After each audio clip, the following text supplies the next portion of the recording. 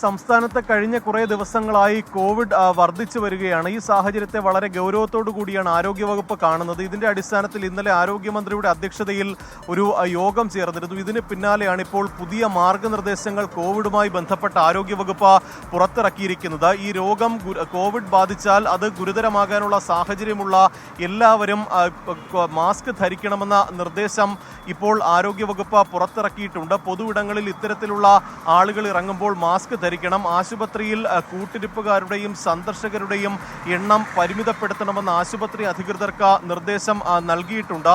ഏതെങ്കിലും തരത്തിൽ ഈ രോഗലക്ഷണങ്ങളോടെ ആശുപത്രിയിൽ എത്തുന്ന മുഴുവൻ പേർക്കും ഈ ആദ്യം ആന്റിജൻ പരിശോധന നടത്തണം. ഈ ആന്റിജൻ പരിശോധന നെഗറ്റീവ് ആണെങ്കിൽ പിന്നീട് RT-PCR ടെസ്റ്റ് നടത്തണമെന്നതാണ് ഇപ്പോൾ ആരോഗ്യവകുപ്പ് തന്നെ നിർദ്ദേശമായി നൽകിയിരിക്കുന്നത്. ഈ കുട്ടികളിലും ഗർഭിണികളിലും ഒക്കെ തന്നെ കോവിഡ് ബാധിച്ചാൽ അത് ഗുരുതരമാകാനുള്ളൊരു സാഹചര്യമുണ്ട്. അതുകൊണ്ട് തന്നെ ഇത്തരത്തിലുള്ള ആളുകളിൽ പ്രത്യേക ജാഗ്രത വേണം, അല്ലെങ്കിൽ അവർക്ക് പ്രത്യേക കരുതൽ വേണമെന്ന നിർദ്ദേശമാണ് ആരോഗ്യവകുപ്പ് നൽകിയിരിക്കുന്നത്. വിവിധ ഈ ആശുപത്രികളിൽ അടിയന്തര സേവനങ്ങൾക്കുള്ള അല്ലെങ്കിൽ സംവിധാനങ്ങൾക്കുള്ള പര്യാപ്തത ആശുപത്രികൾക്കുണ്ടോ എന്ന് വിലയിരുത്തണമെന്ന് നിർദ്ദേശം നൽകിയിട്ടുണ്ട്. ഓക്സിജന്റെ ലഭ്യത, ഒപ്പം ICU വാർഡുകളടക്കം ആശുപത്രികളിൽ സജ്ജമാക്കണമെന്നതാണ് ആരോഗ്യവകുപ്പിന്റെ നിർദ്ദേശം.